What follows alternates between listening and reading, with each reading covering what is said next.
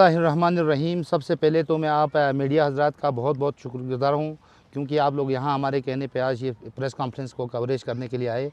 इसके बाद में तमाम पॉलिटिकल ऑर्गेनाइजेशंस के जो रिप्रेजेंटेटिव्स यहाँ आए हैं, इसके अलावा हमारे जो रिलीजियस ऑर्गेनाइजेशन जो कारगिल के हैं, सबों का शुक्रिया अदा करता हूँ कि आप लोग भी हमारे सपोर्ट में यहाँ आज इस प्रेस कॉन्फ्रेंस में आए।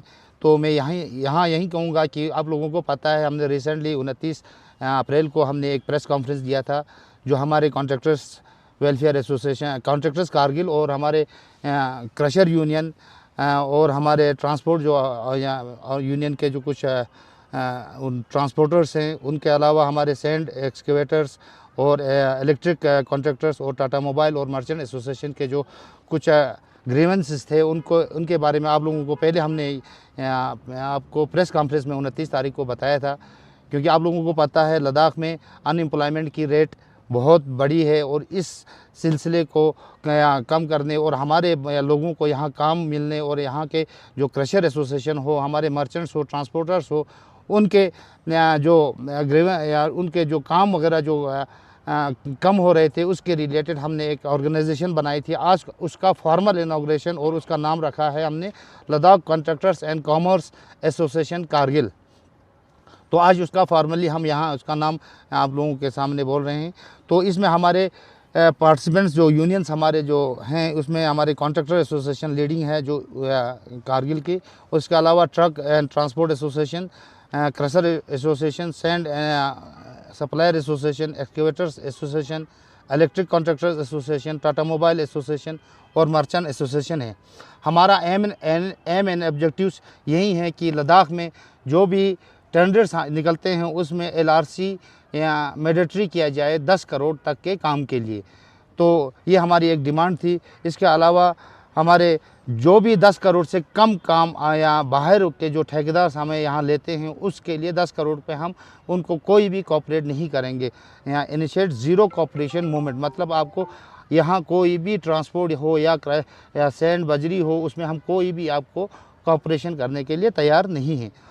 तो इस सिलसिले में हमने रिसेंटली हमने एक जो मीटिंग किया था, इसके बाद हमने तमाम पॉलिटिकल्स हो, रिलीजियस हो, उन सबों से हमने मदद मांगी और आज उन्होंने अनकंडीशनली सपोर्ट किया है। तो आज हमारे इस सपोर्ट में आए, इनका भी बहुत बहुत शुक्रिया।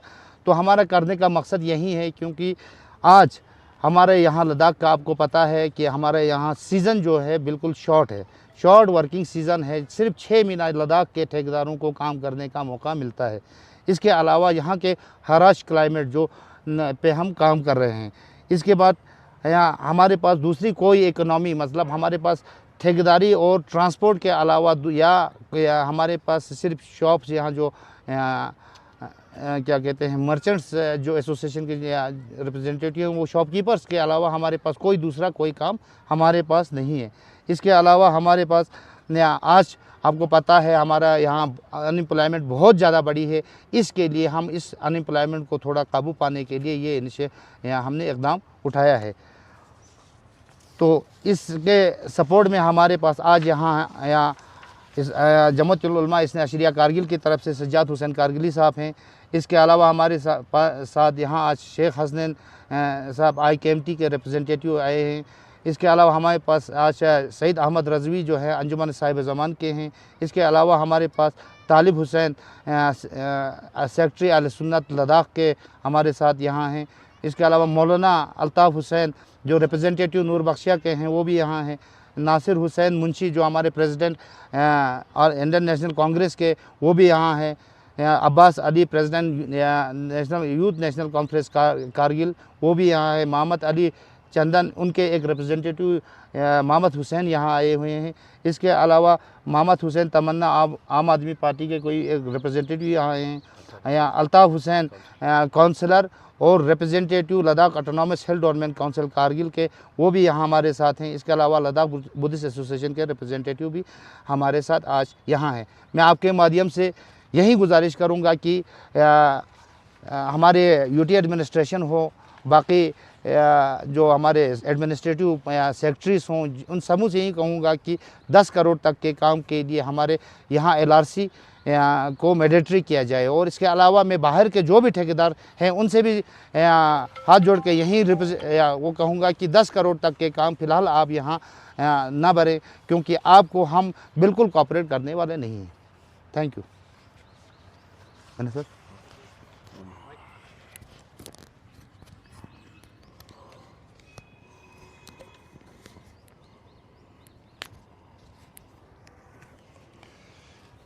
बिस्मिल्लाहिर्रहमानिर्रहीम। आप मीडिया से ताल्लुक़ रखने वाले हज़रात का दिल की हमें गहराई से शुक्रिया। सबसे पहले मैं Ladakh contractors and commerce association Kargil को मुबारकबाद पेश करना चाहता हूं कि उन्होंने जितने भी हमारे ट्रेड यूनियंस थे उन सब का एक एमलगम बना के अपनी यकजहती का इज़हार किया। यकीनन ये वक्त की बहुत बड़ी ज़रूरत थी। हम जानते हैं 2019 के बाद जब से लद्दाख को यूटी का दर्जा दिया गया तब से लेकर अनएम्प्लॉयमेंट की शरह जो है बहुत ज़्यादा बढ़ गई है और इस वक्त हिंदुस्तान का पहला यूटी है जहां सबसे ज़्यादा अनएम्प्लॉयमेंट है। तो उसके बावजूद भी यहाँ पर जो है बाहर के ठेकेदारों को लाके या जो भी यहाँ पे आके काम ले रहे हैं उससे हमारे एम्प्लॉयमेंट पर बहुत बड़ा असर पड़ रहा है। तो इन्होंने एक बहुत अच्छी और खुशाइन स्टेप उठाया है, उसके लिए मैं उन्हें मुबारक किया है। और इंशाअल्लाह आइंदा भी आप लोग अपने इन डिमांड्स को जो है सभी मिलकर मुतहदा तौर पर उठाएंगे तो यकीनन आपकी डिमांड जो है पूरी होगी। तो मैं इसमें बहैसियत डिस्ट्रिक्ट प्रेसिडेंट कांग्रेस कमेटी जो हमारे Ladakh contractor and commerce association Kargil को फुली सपोर्ट करता हूं और इंशाअल्लाह इनके जो भी मुद्दे हों हम हमेशा पेश रहेंगे इनके साथ और इनके मसाइल को हल करने की कोशिश करेंगे। जिस तरह से इनका पहला बुनियादी डिमांड है कि 10 करोड़ तक के काम को जो है लद्दाख रेजिडेंट का कोई डॉक्यूमेंट होना ज़रूरी है ताकि जितना हो सके लोकल फर्स्ट कहते हैं हम। तो गवर्नमेंट ऑफ इंडिया की भी यही पॉलिसी है कि कोई भी काम होता है तो सबसे पहले लोकल एम्प्लॉयमेंट को बढ़ावा दिया जाए। जबकि उसके अलावा हम देख रहे हैं आज पता नहीं कहाँ कहाँ से लोग आके जो है काम को एग्जीक्यूट कर रहे हैं, ना काम का पता है। मैं आप लोगों को एक छोटा सा मिसाल देता हूँ। अभी एक वाटर एटीएम लगा है करगिल में, 8-10 जगह वाटर एटीएम लगा है, लेकिन उस वाटर एटीएम का ना किसी को पता है किसने बनाया है, न ये पता है कितना खर्चा आया है, न ये पता है कि उससे किसने इस्तीफादा लिया है। अभी सारा का सारा डिफंग पड़ा हुआ है और वो पैसा कहाँ से आया, किसने दिया और उस पर कितना खर्चा हुआ, कौन ठेकेदार था, कौन इस्तीफादा कर रहा है, अनफ्रूटफुल एक्सपेंडिचर है। ऐसे बहुत सारे काम हैं डिस्ट्रिक्ट के अंदर। अगर हम वो क्या कहते हैं अलमारी खोल देंगे तो बहुत सारे स्केलेटनों का ढेर निकल जाएगा। हम पहले से ही डिमांड करते आए हैं कि यूटी एडमिनिस्ट्रेशन को एक वाइट पेपर जारी करने की ज़रूरत है कि 2019 के बाद लद्दाख में जितना पैसा आया वो कहाँ यूटिलाइज़ हो गया, किसकी जगह यूटिलाइज़ हो गया, क्या किया, अवाम को इसके बारे में कोई ख़ास उसका इल्मियत नहीं है। तो इन चीज़ों के ऊपर से जो है पर्दा उठाने की ज़रूरत है, क्योंकि लद्दाख के अवाम को बहुत हद तक इस्तेहसाल किया गया, उनके हकूक़ के साथ इस्तेहसाल किया गया, उनके राइट्स को जो है छीना गया। तो इसमें हम सब मिलकर वैसे भी आज से पहले भी केडीए और एपेक्स जो है इन मुद्दों को लेकर हमेशा सर फहरिस्त निकल के उनके पर काम कर रही है, बात कर रहे हैं, गवर्नमेंट्स के पास ला रहे हैं। लेकिन आज ये जो हमारे ट्रेड यूनियन है इनमें भी एक इत्तेहाद होकर सब निकल के आए हैं, ये एक बहुत खुश आइन बात है। तो हम हमेशा जो है इनके सपोर्ट में खड़े हैं और इंशाअल्लाह रहमान हमेशा हमारा सपोर्ट इनके साथ रहेगा। बहुत बहुत शुक्रिया।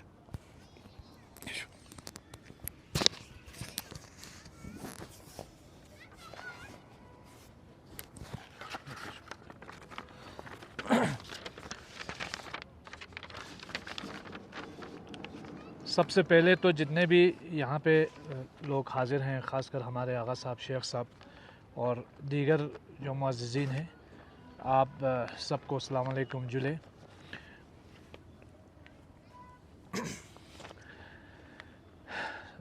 ये जो एक लंबे समय से हमारे लद्दाख में ख़ासकर करगिल के अंदर ये डिमांड थी कि एक ऐसा एसोसिएशन हो जो यहाँ के लोगों के वसाइल, जो मिनरल्स और फिर जो यहाँ पे कॉन्ट्रैक्ट से रिलेटेड काम हैं उन पे नज़रसानी करे, उस पे सही से जो है वो देखे, उसकी एक अकाउंटेबिलिटी सेट करे। तो उस ज़रूरत को महसूस करते हुए हमारे कॉन्ट्रैक्टर एसोसिएशन ने और दीगर जो एसोसिएशंस इसमें शामिल हैं जिसमें ट्रांसपोर्टर्स भी है, मर्चेंट एसोसिएशन भी है और भी दीगर एसोसिएशंस हैं। उन्होंने जो Ladakh contractors and commerce association का क़याम अमल में लाया है, ये एक बहुत खुशाइन बात है। मैं उम्मीद करूँगा कि हमारी ये एसोसिएशन जो है कारगिल के अवाम के मुफाद के तहफ़्फ़ुज़ में हमेशा पेश रहेगी। और एक खुशाइन बात यह है कि आज कारगिल की तकरीबन हर रिलीजियस ऑर्गेनाइजेशन से और हर पॉलिटिकल ऑर्गेनाइजेशन से पार्टीज़ के लोग भी इसमें शामिल हैं। ज़रूरत इस बात की है, जैसे कि नासिर साहब ने भी कहा, कि लद्दाख इस वक्त पूरे हिंदुस्तान में अनएम्प्लॉयमेंट का जो रेट है वो बहुत तेज़ी से जो है चरम पर पहुंचा हुआ है। यहाँ तक कि अब हमारा डोमिसाइल भी फाइनलाइज हो गया और हमारे जितने भी रिक्रूटमेंट से रिलेटेड रिजर्वेशन के जो पॉलिसीज़ है वो भी मुरतब हो गई।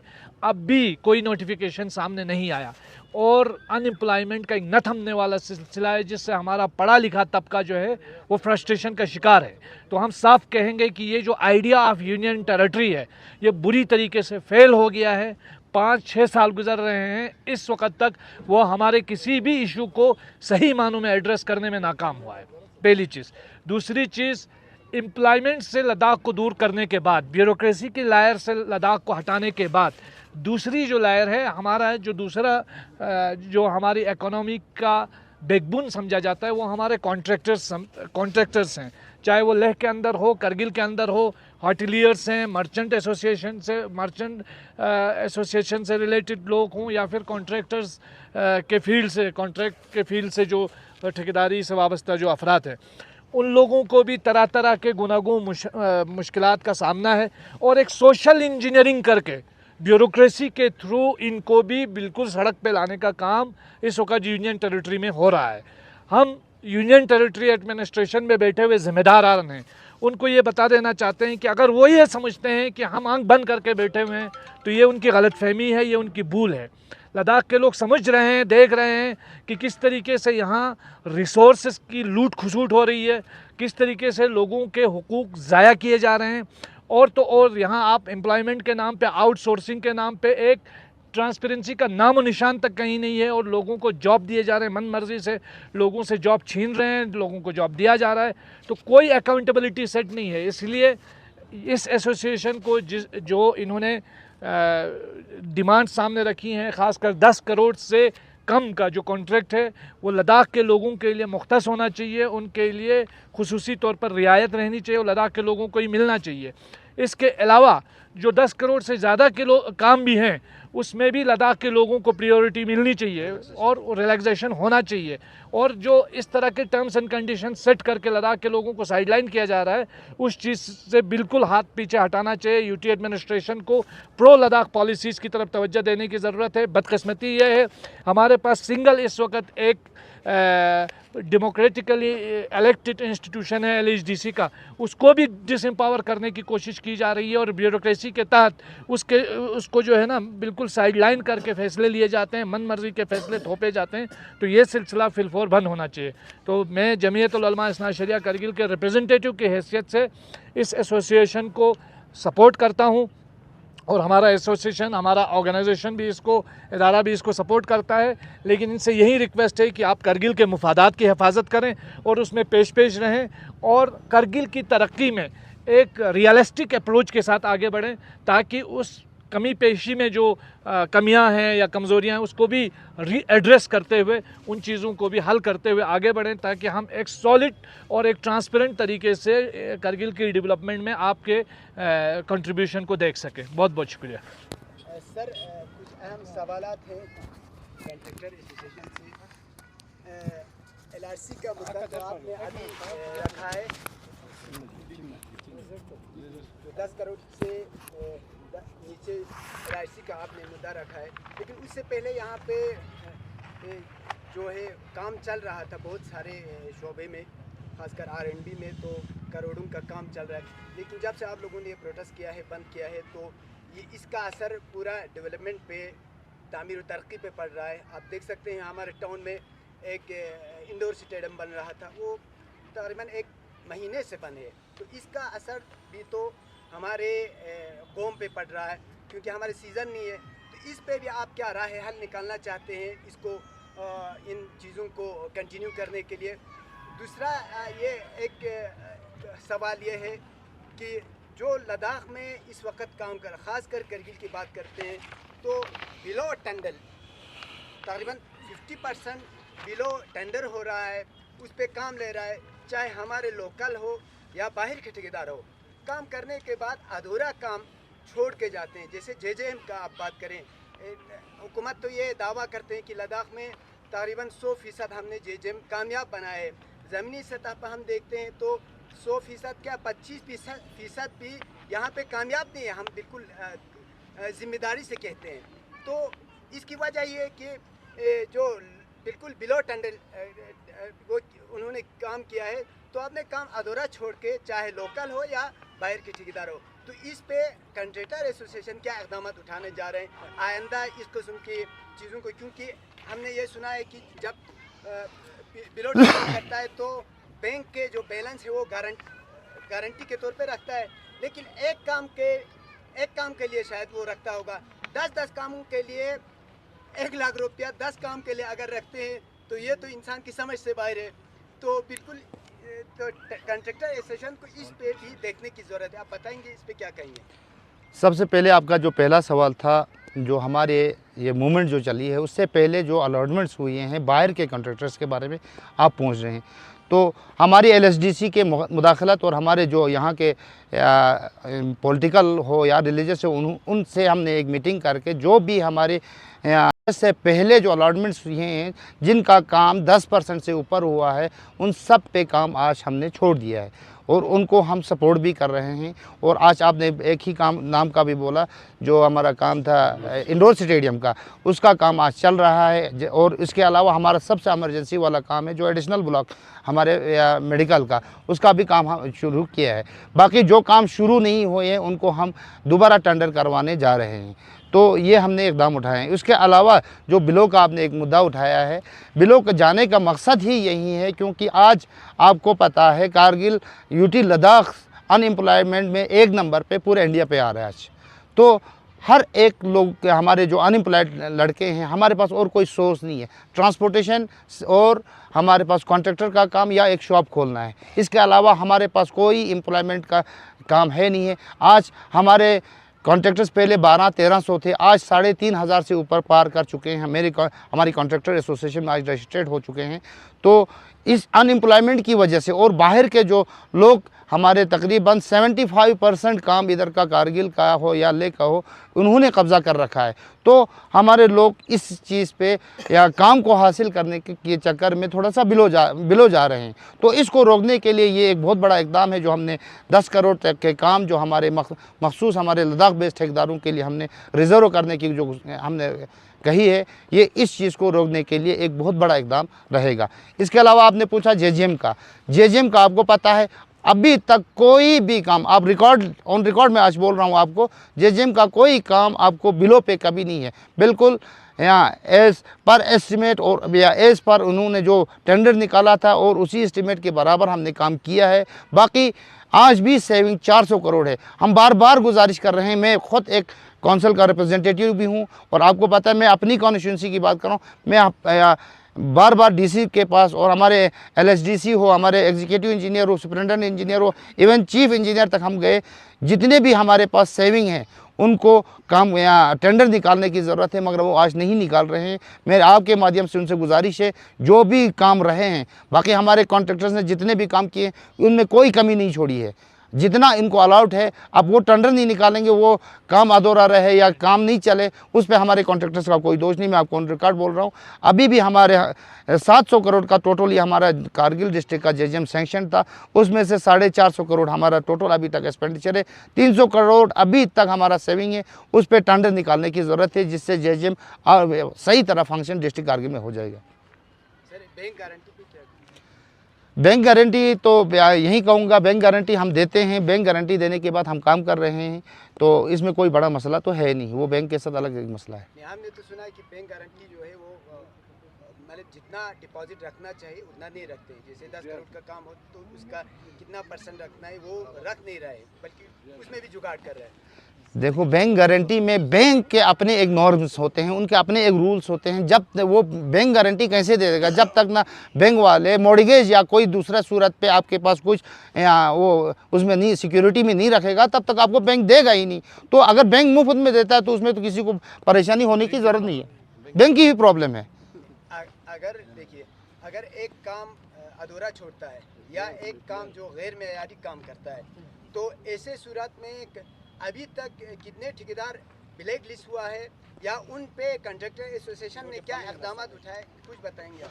अब हमने इसे आरएनबी में तकरीबन 16 जो हमारे हैं 1 साल के लिए हमने डिबार किए हैं। जिन्होंने बिलो रेट्स पे बनाए थे, जिन्होंने काम नहीं किया था, उनको हमने ब्लैक लिस्ट तकरीबन 1 साल के लिए हमने डिबार कर दिया है।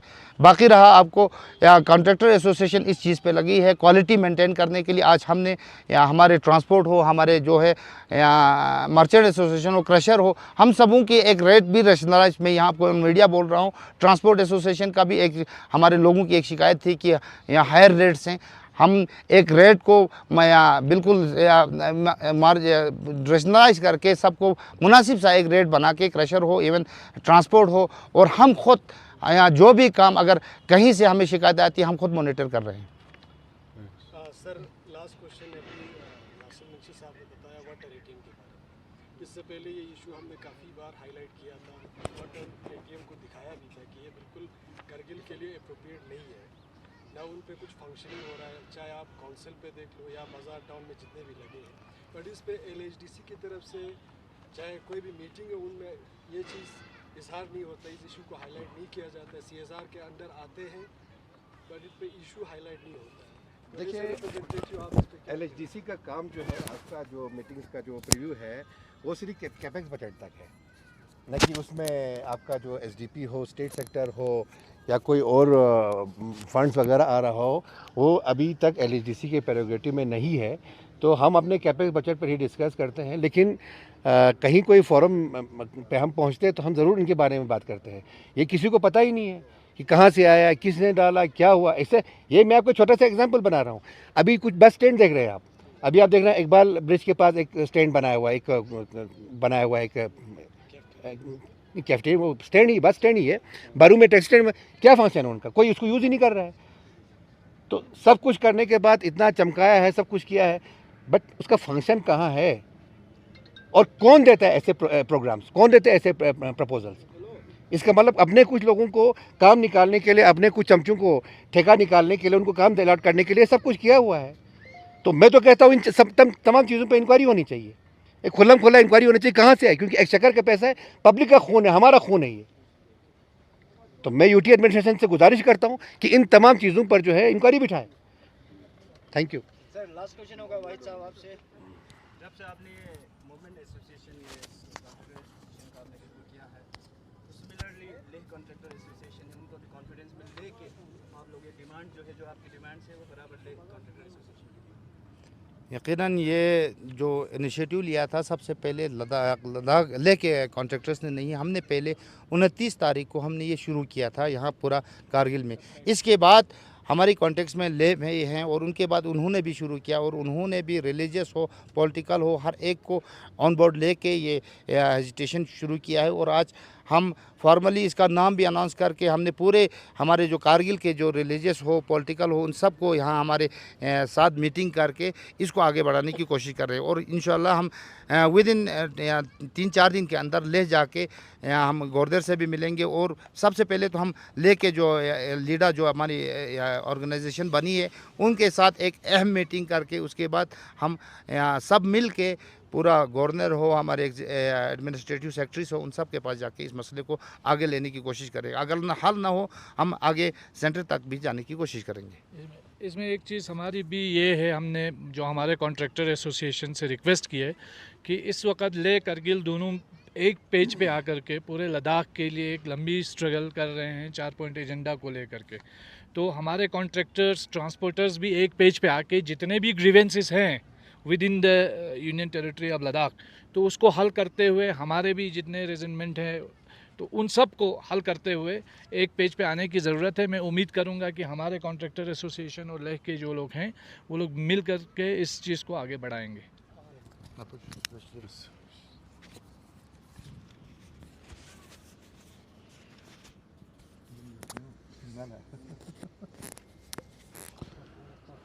औज़ुबिल्लाहिमिनश्शैतानिर्रजीम बिस्मिल्लाहिर्रहमानिर्रहीम उफ़व्विज़ु अम्री इलल्लाह इन्नल्लाह बसीरुम बिल इबाद।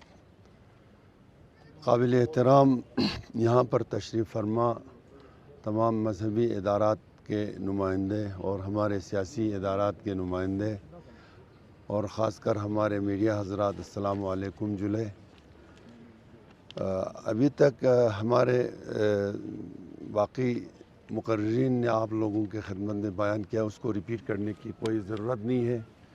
हम यही ज़िम्मेदारी समझते हैं कि आल करगिल या all Ladakh contractor and commerce association ने जो इक़दाम लिया है वो काबिल तहसीन है। हम उसका अप्रिशिएट करते हैं। हम अंजुमन साहिब ज़मान करगिल लद्दाख ये आप लोगों का इस इक़दाम को हम काबिल तहसीन और इसका हम बहुत इज़्ज़त रखते हैं। तो आप लोगों ने एक सही इक़दाम ले लिया। जो कुछ आप लोगों ने आज तक मीटिंग करके फ़ैसला लिया है वो शायद करगिल के आवाम के लिए, लद्दाख के आवाम के हित में उसके ये इक़दाम लिया है और बेरोज़गारी, बढ़ते हुए बेरोज़गारी को ख़त्म करने के लिए जितना हो सके, जिस वक़्त मसलन 2019 के बाद जब हमारा लद्दाख अलग यूटी टेरेटरी बनाया तो उसके बाद हमारे बेरोज़गार बहुत अभी तक मुक़र्रिरीन ने आप लोगों के खिदमत में बयान किया। इस सब तमाम जहात को मद्देनज़र रखते हुए आप लोगों ने ये